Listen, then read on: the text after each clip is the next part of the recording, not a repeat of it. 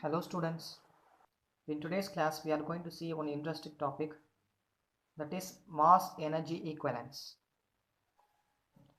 In 1905, Einstein, in his special theory of relativity known as Einstein's relativity equation, very famous, I hope you all know, suggested that mass is a form of energy. So how we say mass is a form of energy? For example, if you take a train, in ancient time we use coal to run the train. How? We burn the coal. So from that we have heat energy. From that heat energy we produce steam by heating the water. With the help of that steam we run the turbine and hence train move. Okay. So coal is a mass, okay, which have some mass. When we burn it, we have some energy from that mass. If you take 100 kilogram of wood, so by burning that wood converted into some energy, or we get energy from the wood. So here mass is a form of energy, and he predicted mass and energy are equivalent, so both are same. If we have energy, then there must be some mass. If we have some mass, then from that mass we can able to derive some energy. If energy of a body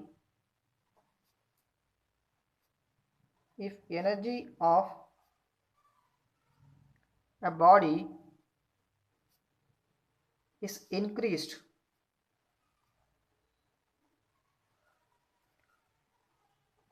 by the amount of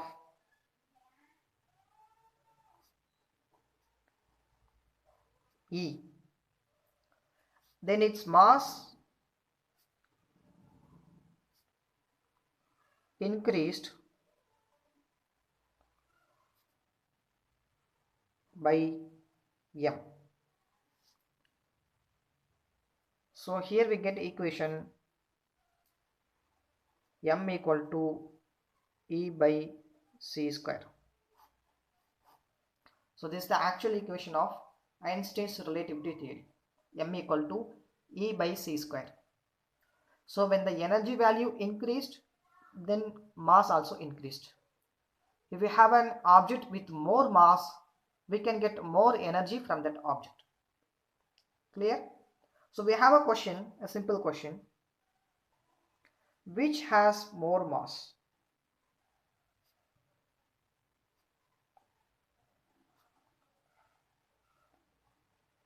We have two options, a stationary ball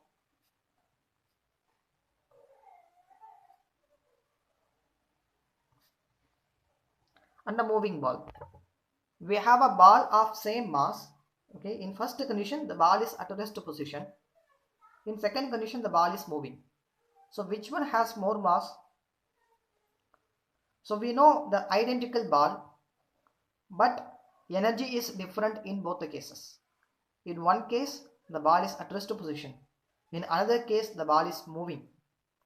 Okay, so we can say the moving ball, mass of the moving ball is not its actual mass, but it is the sum of mass of the stationary ball and some extra mass. What is that extra mass? That extra mass is nothing but the kinetic energy per c square. Here we say energy, that energy is kinetic energy. Why we use kinetic energy? Because we know whenever an object starts to move, then it gains some kinetic energy. As we suggested here, mass is directly proportional to energy. When energy increases, then mass also increases. So here we get one more energy, one extra energy. That's why we get some extra mass. What is that extra energy? That is kinetic energy. Okay, then plus heat energy. Obviously, when an object starts to move, or we can say how we understand the movement of an object on a floor, it is by rubbing our hand. So rubbing our hand means one hand is moving with respect to another hand. So by this process we feel some heat on our hand, correct? So the same process will happening. when an object starts to move, then there is a friction force between the floor and the bottom of the object. Due to that friction force, we have heat energy. Clear? So that's why all the machines produce heat. All the machines. So we get some heat energy divided by c squared. So this is our extra mass. Due to this extra mass, our moving ball has more mass rather than the ball which is in rest position. Clear? The next question, find the increase in mass of 1 kilogram of water when it absorbs 4.2 into 10 power 3 joule of energy. So why the mass is increased? It is already given 1 kilogram of mass of water. Then how the mass is increased? Because it absorbs some energy. Okay, so some energy is added with the water, hence some mass is added with the water. Correct? So by using this formula, m equal to E by c square. What is energy when it absorbs 4.2 joule? 4.2 into 10 power 3 joule divided by c square. We know speed of light 3 into 10 power 8 square. So by this we have increasing mass of 4.7 into 10 power minus 14 kg. So this is extra mass. As you see here we have 1 kilogram. Here we have 4.7 into 10 power minus 14, which means very less mass added with the actual mass. But still some mass is added. Why some mass is extra? Because of it absorbs some energy. So energy is directly proportional to mass. So when an object absorbs some energy, which means it absorbs some mass, then the mass, total mass of the object will be little bit extra. Very small value get added with the actual mass. What is mass? Amount of matter contained in an object. If you take any object, then total amount of matter contained in an object is known as mass. You see, this is one object which have some mass. So this object is made up of atoms, correct? So we know any object which is made up of atoms. Okay, so when atoms, for example, this is the atoms which are present in the pen, then there must be some force, correct? So what are those forces? We know electric force between two like charges or unlike charges. It experiences some electrostatic force. According to Coulomb's law, we know F equal to K Q1 Q2 divided by R square. That is a type of force. Then some atoms are vibrating inside the object. Inside this object, atoms are vibrating, which means atoms are moving. So we know when an object starts to move, then it has some kinetic energy. Correct? So it have potential energy as well as kinetic energy. We know potential due to point charge kq by r.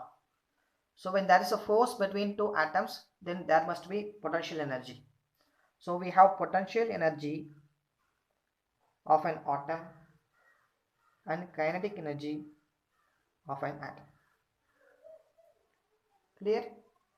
Then atom consists of nucleus and electrons, correct? Nucleus and electrons. So we have a nucleus around which we have electrons. So here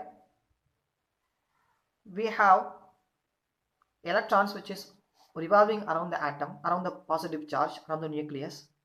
So while it starts to move, then there must be some energy of electron, which we studied in 4th chapter, magnetism, moving charges. So when the electron starts to move, starts to revolve, then there must be some potential energy of electron as well as kinetic energy of electron. Clear? Then this atom consists of nucleus also. So inside the nucleus we have nucleons, right? What is nucleons? Proton and neutron. Let's say this is proton and neutron. Then there must be some force between proton and neutron. That's why they two are held together. So that force is strong electrostatic force or strong nuclear force. Okay, then there must be some force between proton and neutron, that is nucleons, as well as kinetic energy between nucleons. Okay, then this positive charge, this positive charge consists of small particles, that is the neutrons and protons are made up of very small particles, that is generally known as quarks.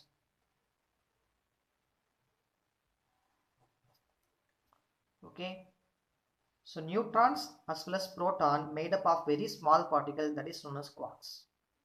That quarks also have some potential energy and some kinetic energy. Clear? So in a matter we have all these kinds of particles which possess all these energies. So here, according to this formula, m equal to E by c square, mass of object is equal to total energy by c square. So what are those total energy? Initially, kinetic energy of atom plus potential energy of atom. Inside the atom we have electron, so kinetic energy of electron plus potential energy of electron. So in the center of atom we have nucleus, so kinetic energy of nucleons plus potential energy of nucleons. So nucleons made up of quarks, we have kinetic energy of quarks plus potential energy of quarks whole divided by c square. So all these things will give rise to mass of an object. If this object is weight 50 gram, then 50 gram is nothing but the summation of all these masses, all these energies divided by c square. Clear? So from this we have 99% of mass. When you add all these energies divided with c square, you will get only 99% of mass. Then what happened to 1%? That 1% is known as mass defect, which we will study later. So from this we can say mass is a property that all energy exhibits. So here we use the formula E equal to mc square. Okay. So if m disappeared, some energy is released. If m disappeared,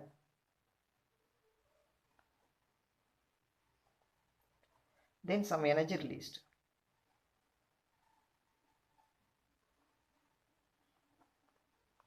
Released means m is converted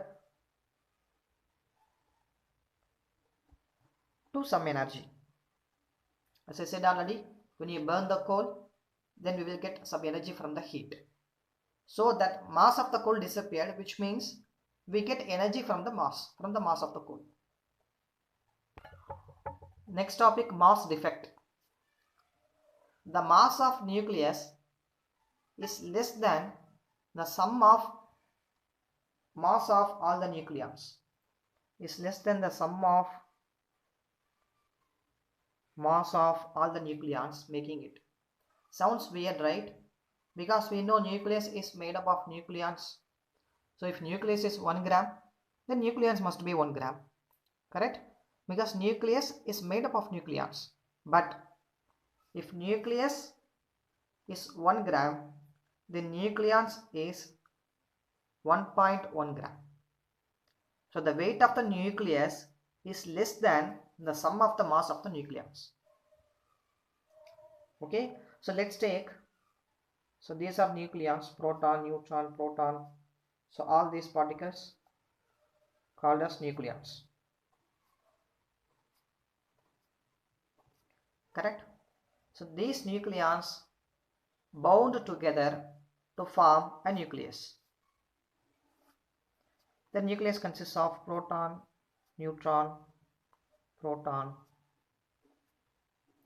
So all these nucleons.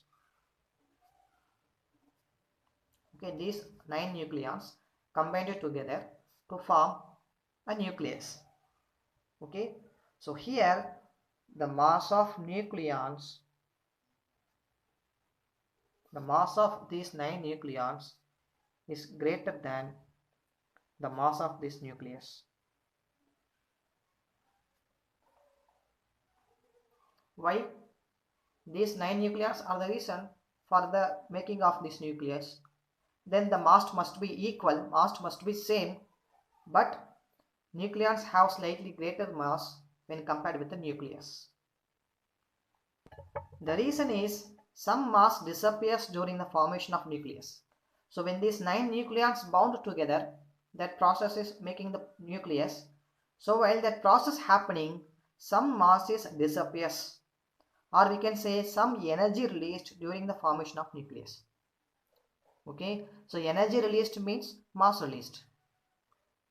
So some energy released. So because of that, we have less weight of, less mass of nucleus. Clear? So that the mass that disappeared is termed as mass defect. The mass that disappeared during this process of making nucleus is known as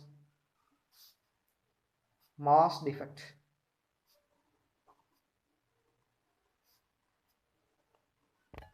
So mass defect is generally termed as del m, which is equal to mass of nucleons minus mass of nucleus. Okay, so it have more mass, nucleus have less mass. So from mass of nucleons minus mass of nucleus, we'll get the total mass defect. As we know how to represent an atom. So this is an elements, and here we have atomic mass, here we have atomic number. So mass of nucleons is nothing but atomic number. Okay, so we can write mass of nucleons is nothing but mass of proton plus mass of neutron. Correct? Nucleons means proton and neutron. Mass of nucleons, mass of proton plus mass of neutron minus mass of nucleus. Okay, so here we can write del m equal to mass of proton. What is proton?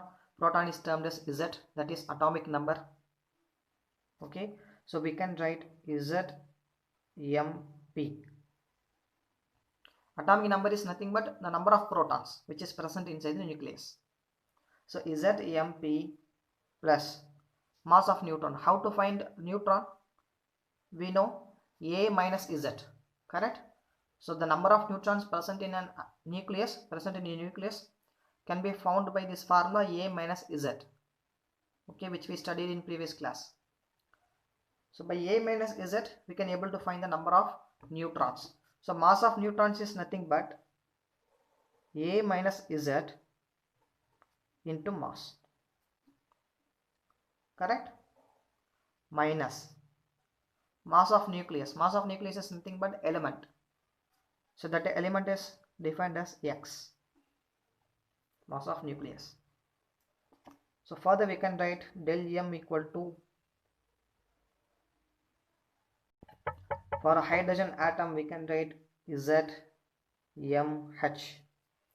for a hydrogen atom plus A minus Z Mn minus Mx. Okay, so the energy released during the process of making a nucleus, we know energy is released. That energy released is given by this equation, E equal to mc square. Here we use del m, so take del mc square. So del E equal to the energy released, small energy released, del E equal to del mc square. Del m is ZMP plus A minus Z mn minus mx del m into c square. Okay, so here del E is known as binding energy.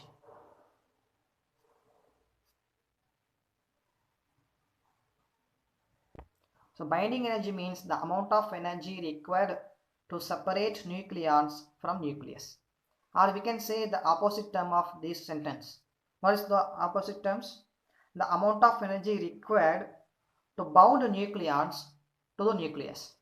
Okay, both are same. So to bound the nucleus, for example, we need 2 joule of energy to bound all the nucleons to make nucleus.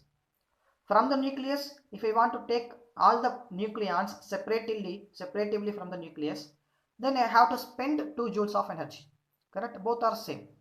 So the amount of energy required, or we can say the amount of energy released to separate nucleons from the nucleus is known as binding energy. So this much energy is released during the process of making nucleus. So that's why we have little mass of nucleus when compared with nucleons. So energy released means mass released. Clear? So let's take a question, a general question. Find the binding energy associated with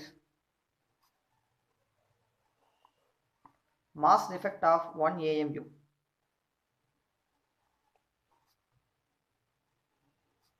Associated with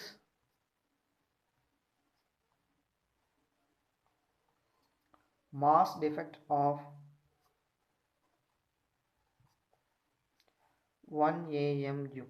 Here mass value given, we have to find the binding energy. Mass defect given, we have to find binding energy. So first you have to understand what is mean by 1 AMU. As I said already, in our day-to-day life purposes, we use kilogram to find the mass of an object. For example, sugar 1 kilogram, 2 kilogram, like that. But we cannot be able to measure a nucleus or measure an atom with kilogram. That is too much weight, too much mass. For that, we use atomic mass unit. Atomic mass unit is used to measure the mass of an atom or a nucleus. So for that we use atomic mass unit AMU. So 1 AMU is how much small value? 1 AMU is 1.6 into 10 power minus 27 kilogram. So very small value. AMU is very small value. Okay. So we have to find the energy associated with this mass defect. What's the formula? Del E equal to del m c square. Okay, del m is given 1 AMU. So we have to convert this 1 AMU into kilogram. 1.6 into 1 into 1.6 into 10 power minus 27 kilogram. Then c square 3 into 10 power 8 whole square. Okay, so here the unit is joule. We get the unit is joule, kilogram, and then c square, that is meter per second square. So the unit is joule, but we have to convert it into electrovolt or mega electrovolt for our useful purpose. Okay, for our convenient. So energy is in the unit of electrovolt. Of course we use energy in the unit of joules, that is SI unit, but here we take energy is in the unit of electrovolt or mega electrovolt. For that purpose we have to multiply with charge of electron, that is 1 into 1.6 into 10 power minus 27 into 3 into 10 power 8 whole square, which is in joule, by multiplying 1.6 into 10 power 19. Now this is in the unit of electrovolt. Okay. Further we can convert it into mega electrovolt. How to convert mega electrovolt? We know mega means 10 power 6. So 1 mega electrovolt is 1 into 10 power 6 electrovolt. Here we have value in electrovolt. In order to convert it into mega electrovolt, then I have to divide it with 10 power 6, correct?